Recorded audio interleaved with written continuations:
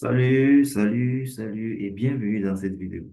Alors, dans cette vidéo, nous allons enregistrer, voyons voir, 1, 2, 3, 4. Nous allons enregistrer notre cinquième cas pratique, le Subnetting IP version 4. Bon, il faut noter que les deux cas pratiques, si c'était pour la classe C, les deux cas pratiques, si c'était pour la classe B, donc les deux qui vont suivre seront pour la classe A. OK?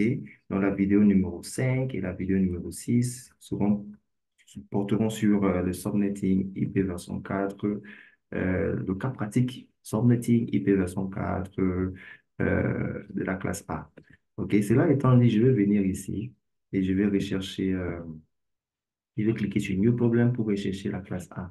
On va chercher les masques de sous-réseau qui ont, pour la classe A, nous allons rechercher les masques de sous-réseau qui ont /8 à /16, 15. Voilà. Là, on aura à manipuler le deuxième byte. Right? Donc, je vais venir ici, ça c'est je cliquer sur New Problem, ça c'est 25, New Problem, 28, New Problem, 23, New Problem, New Problem, New Problem, New Problem. Alors, on dit, vraiment, on veut un /14. OK, 14 est ici dedans, n'est-ce pas? 14/14 est dans ce range, n'est-ce pas? Ouais, d'accord, on y va. Donc, le problème, c'est 65, 211, 51, 224. Il est question de trouver l'adresse réseau de ce problème, la première adresse valide de ce problème, la dernière adresse valide de ce problème, le broadcast address de ce problème et l'adresse réseau du sous-réseau suivant. OK. Alors, nous allons commencer par le block size. Block size, c'est 256 la formule, moins le masse de sous-réseau en binaire. Moins le masse de sous-réseau en décimal, sorry.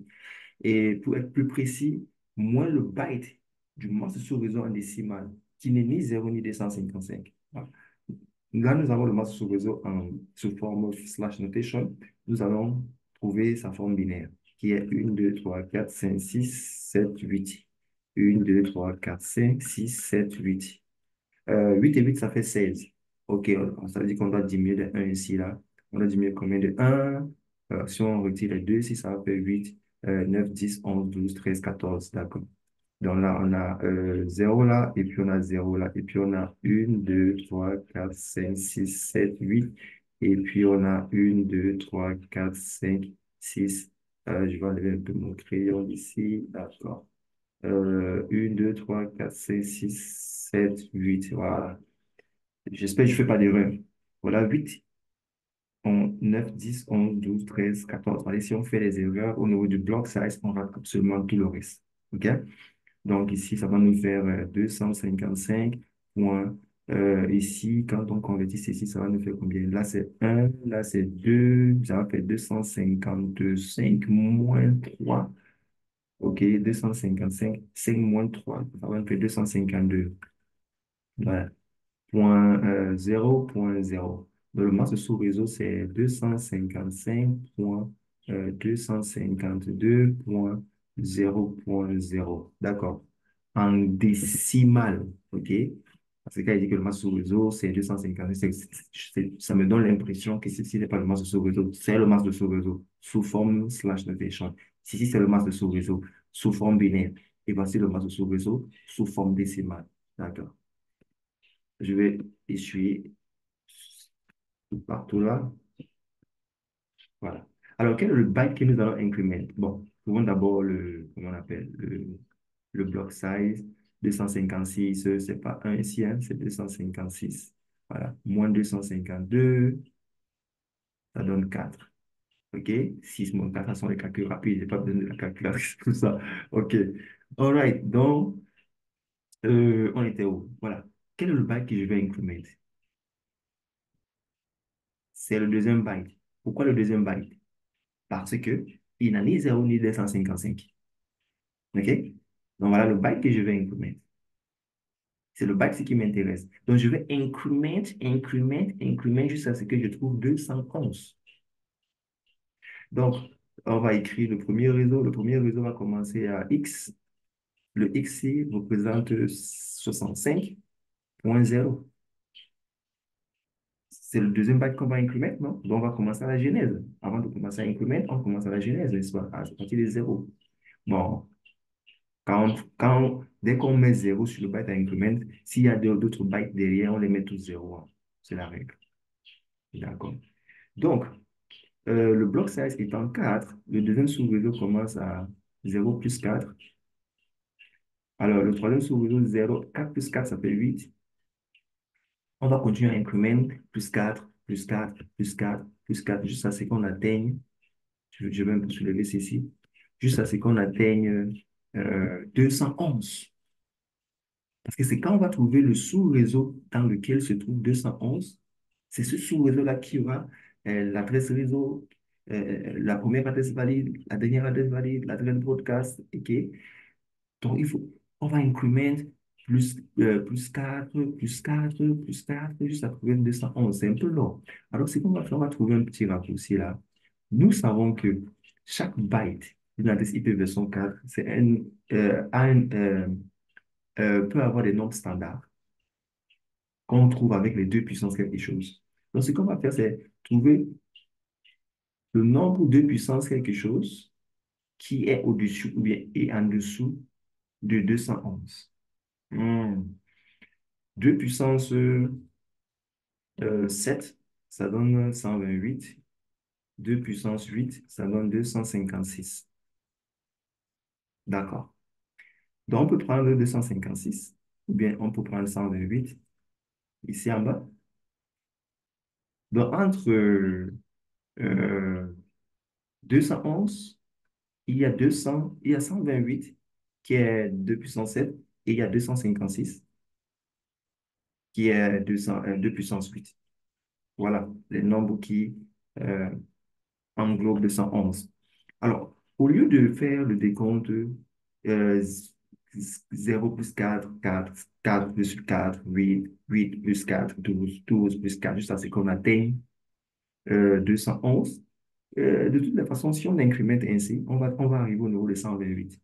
Et on, et on va continuer 128 plus 4, plus 4, plus 4, plus 4, jusqu'à ce qu'on touche 211.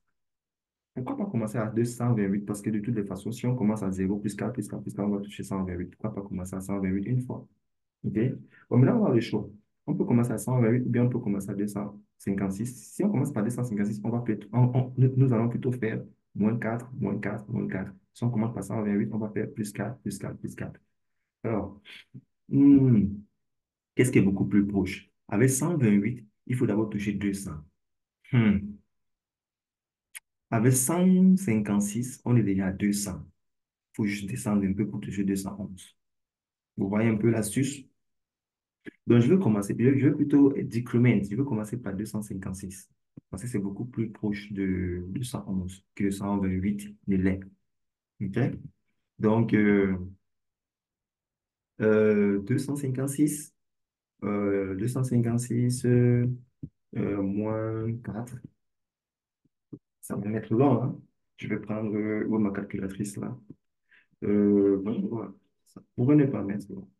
OK, 256 moins 4, ça va nous faire 252 moins 4. OK, 248. Oh, ça va pas mettre long. OK, donc moins 4, ça nous donne 252. Moins 4, ça va nous faire 248. Moins 4, ça va nous faire 244.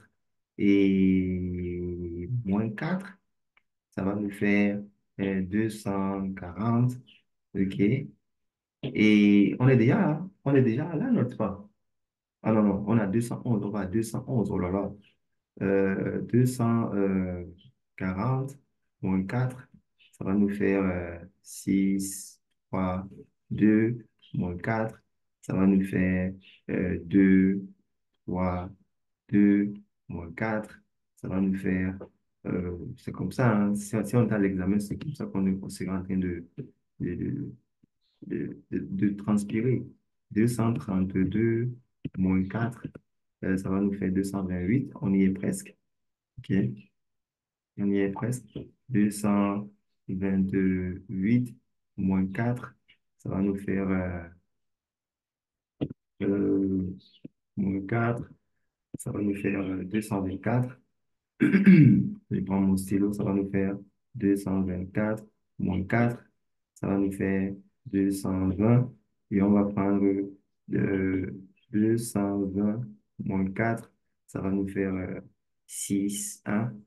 Nous y sommes presque, n'est-ce pas? Donc là, on va faire moins 4, et puis on va faire moins 4, ça va nous faire 216. Nous y sommes déjà. OK. 216 moins 4, ça va nous faire 200 combien? 216 moins 4, ça va nous faire 211. Voilà, nous y sommes. OK. Il a fallu du temps. OK. Ça va nous faire 211, 212 moins 4. Ça va nous faire, euh, ça va nous faire moins 4, ça va nous faire 208. D'accord. Nous avons trouvé les chiffres qu'il nous faut. 208. D'accord. Donc, c'est déjà bon. OK? Donc, si on considère ces chiffres-ci, si on considère ces chiffres-ci, ces chiffres-ci, ces chiffres-ci, ces chiffres-ci, ces chiffres-ci, ce sont des chiffres que si on fait plus qu'à plus qu'à plus qu'à plus qu'à, on touchera. OK?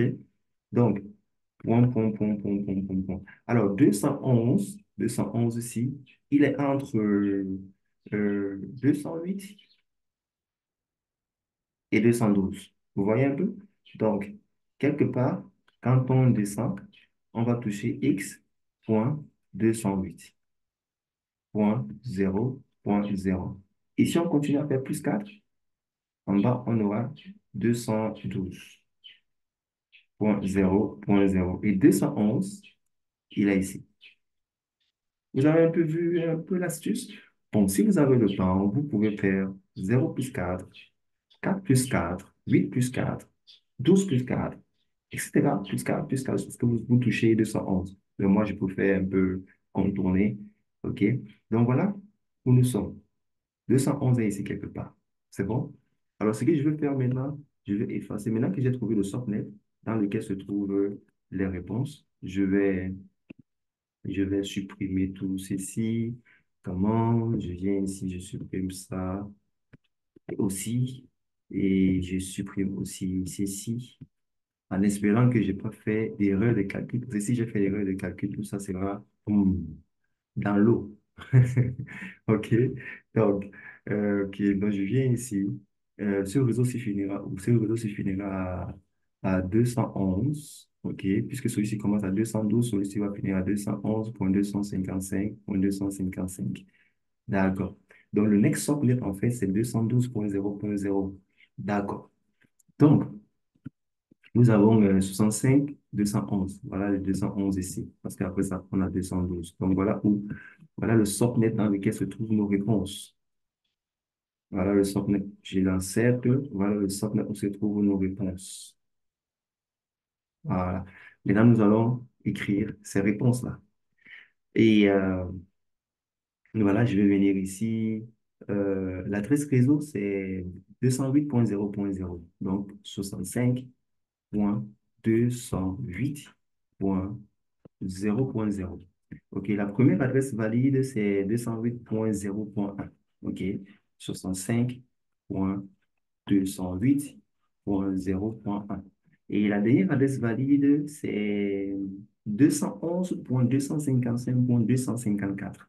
OK, donc 65.211.255.254. C'est la dernière adresse IP valide. Et l'adresse broadcast, c'est 65.211.255.255. It makes sense? L'adresse broadcast, c'est 255.255. La dernière qui vient avant l'adresse broadcast, c'est 255.254. C'est pour ça que c'est la dernière adresse IP valide. Et l'adresse du sous-réseau prochain, l'adresse du sous-réseau prochain, c'est 205.211. Non, 212 plutôt. 212.0. Vraiment 0.0.